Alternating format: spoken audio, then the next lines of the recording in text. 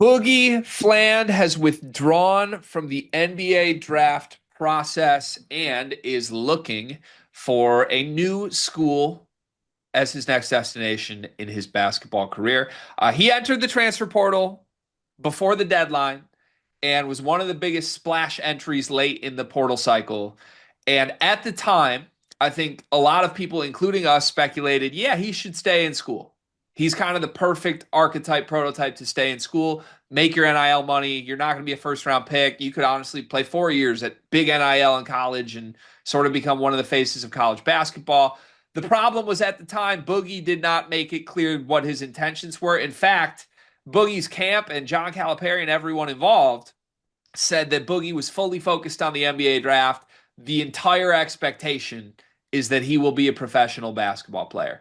Turns out John Calipari may have been wrong on that. In fact, he was wrong. Boogie Fland is not going to the NBA draft. He is not participating in the combine. He is fully focused on transferring, and he will not be returning to Arkansas. He will be looking for a new college destination. There are some teams that have emerged, but before we get into some team options here, just what's your reaction to this move in general, basically backing out of the combine in the middle of the combine and making it clear that you're looking for college? Is that the right play for Boogie Fland?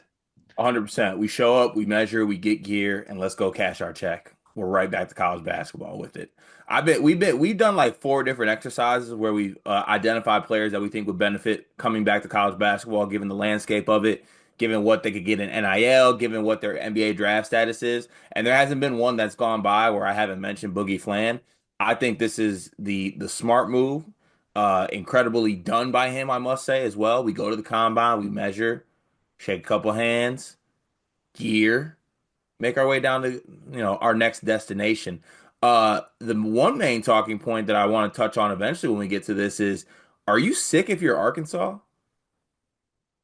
Yeah, I wouldn't feel good, but also I have Darius Acuff and Malik Thomas coming in. Okay. Like, did you really want Boogie Fland in the way of that? Isn't that the whole thing? You sign up for Cal, you get 1 year of his cards, and then they move on, you Yeah. get new ones. Yeah. 1 year and then Boogie Fland's pulling the Jamal Adams trying to put the key card. He's like, damn, they changed the code to whatever, Tyson Arena, wherever they play at. But yeah, Tyson I Arena. I don't know where they play at, but this is 100% the correct move from Boogie Fland. So this was also distributed. The news of this was distributed from his agent, Mike Miller. Yes, that Mike Miller, like the Mike Miller that you're thinking of when I say Mike Miller, is Boogie Fland's agent. I'm just coming to find this out. I had no idea Mike Miller even was an agent, and he is Boogie Fland's agent. Mike Miller, the Florida player who played a bunch of years in the NBA, that Oh, Mike that Mike, Miller. that Mike Miller. Yeah, not the fake Mike Miller that you thought was Mike Miller that you spent an entire evening in New Orleans with thinking was Mike Miller. I thought you were talking about the dude that does the daily.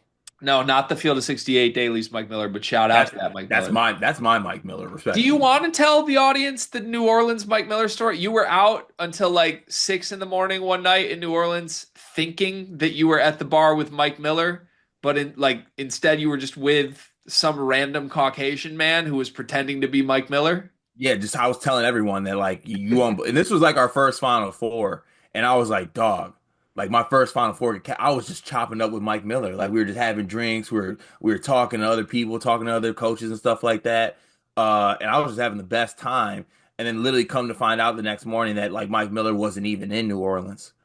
So I don't know who that gentleman was, but in my mind, I went to bed that night and I was like, man, I'm gonna tell my kids about this one. Like I just hung out with Mike Miller. This is great. I love Mike Miller. Not Mike Miller.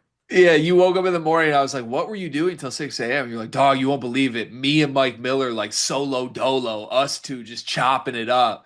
And you were like, yeah, he brought me to the bar, like he was like buying me drinks, all this stuff. And then the next morning, Goodman was just like, Mike Miller's not here. Cart, that was some Yeah. random white guy. Like, Yeah.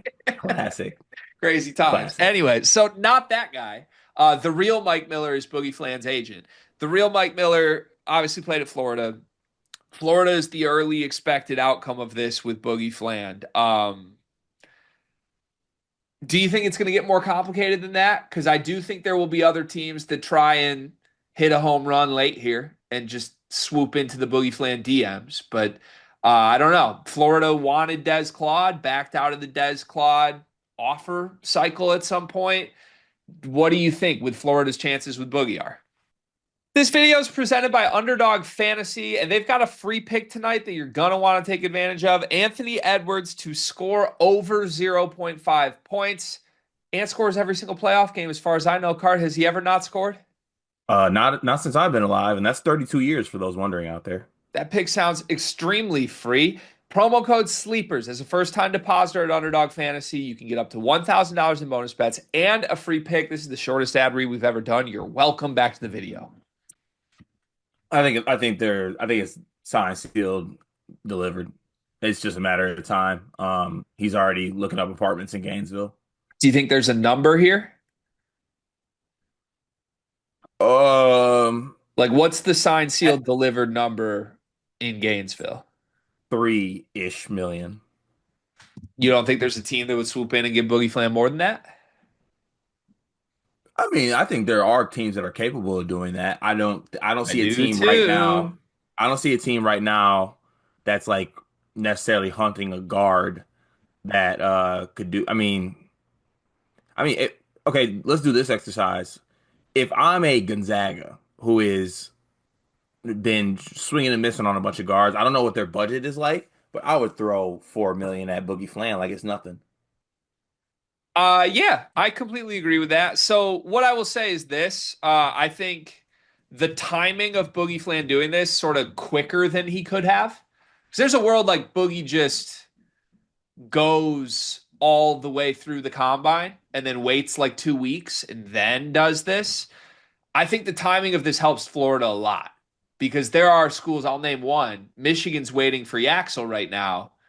Michigan will not throw any money or even call Boogie Fland until Yaxel makes his decision. So I think there are other Michigans out there, right? Like Memphis, PJ Haggerty, Texas Tech, Darion Williams.